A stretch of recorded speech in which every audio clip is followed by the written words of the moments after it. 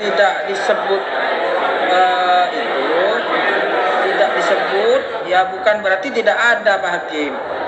Maksud Anda? Sesuatu yang tidak disebutkan bukan berarti itu ada, bukan tidak ada. Ubaidillah walau tidak ditulis sebagai anak Ahmad bin Isa, bisa jadi hanya karena tidak ditulis. Sebenarnya ia anak Ahmad bin Isa.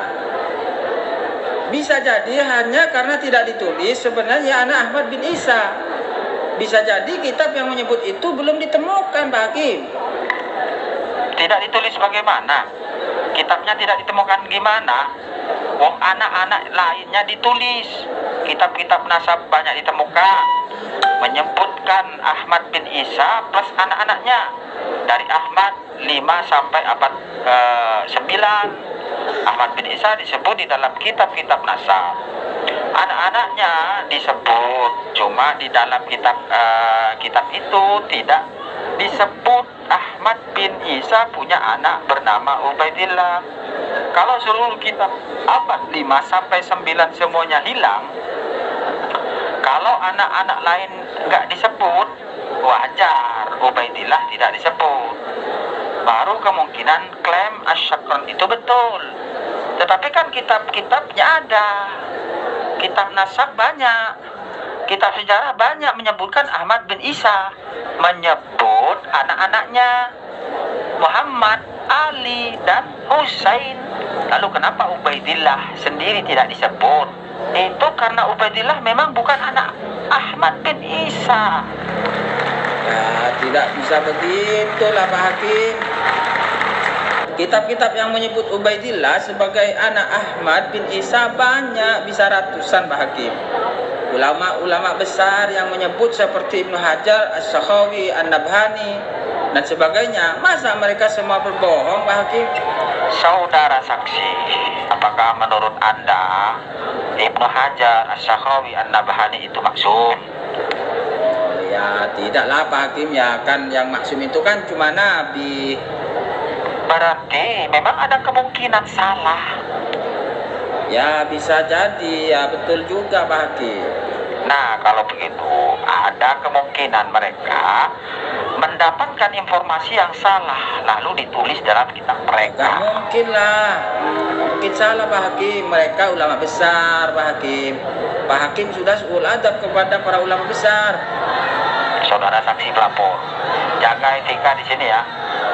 Kalau tidak saya jebloskan Anda ke penjara ini. Jadi Pak perlu pahami, ini bukan masalah adab, ini masalah mencari bukti bahwa Ubaidillah itu benar anak Ahmad bin Isa. Saya minta Anda bawa kitab yang abad kelima yang menyebut Ubaidillah sebagai anak Ahmad. Anak Ahmad, ada nggak kira-kira? Tidak ada Pak Hakim. Coba abad ke-6, ada kira-kira? Tidak juga Pak. Dulu ini agak abad ke-6, nggak ada. Ya sudah, abad ke-7 ada kira-kira? Tidak juga Pak. Tidak ada juga. Ini abad ke-7 juga nggak ada. Coba abad ke-8 ada nggak kira-kira? Ya itu tadi Pak Hakim. Tadi yang dijelaskan di atas itu As-Suluk itu Pak Hakim. Tidak bisa kan? Tidak bisa itu saudara. Itu kita menerangkan Yazid, bukan menerangkan Alwi bin Ubaidillah. Lagian kitab itu manuskripnya ada berbagai versi.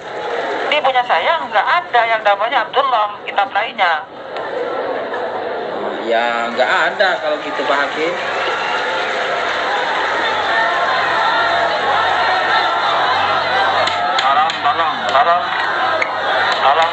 Tolong penonton jangan rame ya, jangan.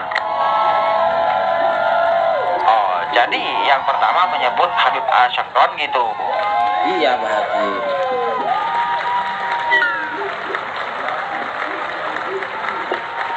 Habib Ali Asy-Syakran itu turunan Ubaidillah nggak?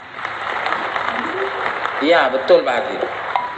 Saudara saksi, apakah Anda seperti saya bermadzhab Imam Syafi'i? Alhamdulillah Pak Hakim, saya Syafi'i asli, yakni ahli sunnah wal jamaah dhahiran wa batinan. Apakah saudara saksi mengerti bahwa saudara tidak boleh bersaksi atas nama ayah dan kakeknya? Maksud Pak Hakim? Begini, dalam mazhab Syafi'i, seseorang tidak boleh bersaksi atas ayah atau kakeknya. Sedangkan Habib Ali Asyakron tadi saudara katakan adalah keturunan Ubaidillah. Betul Pak Hakim. Berarti ia tidak bisa menjadi saksi nasab Ubaidillah. Maksudnya? Kedudukan kitab Al-Burqah karya Habib Ali Asyakron tersebut sebagai saksi nasab Ubaidillah. Seluruh kitab-kitab setelahnya yang banyak itu mengambil referensi dari Ali Asyakron. Sedangkan ia tidak bisa menjadi saksi nasab Ubaidillah karena Ali Asyakron adalah keturunan Ubaidillah. Dalam mazhab Imam Syafi'i, seseorang tidak bisa menjadi saksi bagi ayah atau kakeknya. Maka kitab Al-Burqah itu tertolak menjadi saksi bagi nasab Ubaidillah. Innalillah. Gimana Pak Hakim kalau gitu?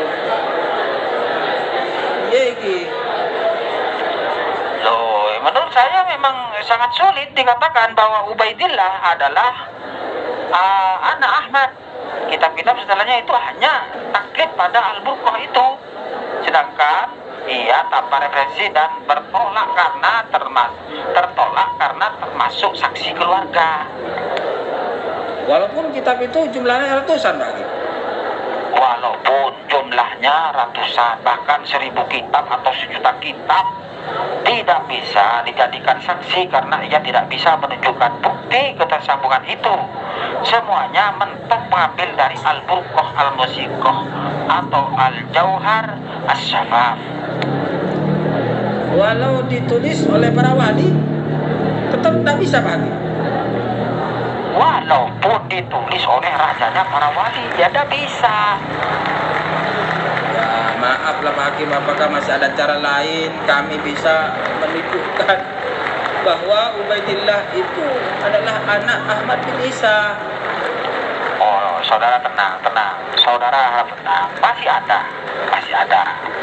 Apa itu Pak Hakim? Tes DNA.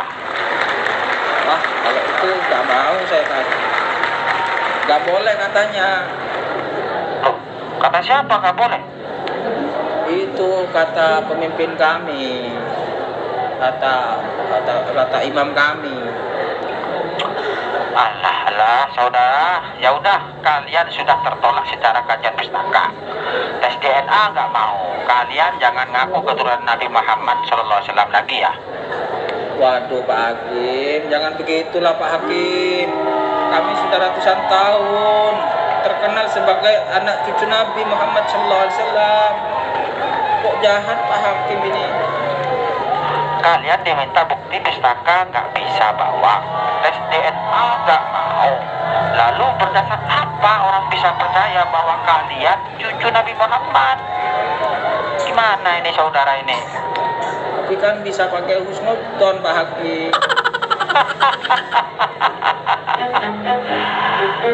Dasar kalian itu memang ngeyel. Ya sudah. Nah sekarang Buya. Sidang kali ini sudah saya tutup. Biar. Nah saudara, demikianlah sidang dalam imajinasi dan visualisasi dalam pikiran kita tentang adanya sidang nasab Bani Alawi yang dinyatakan kacau balau.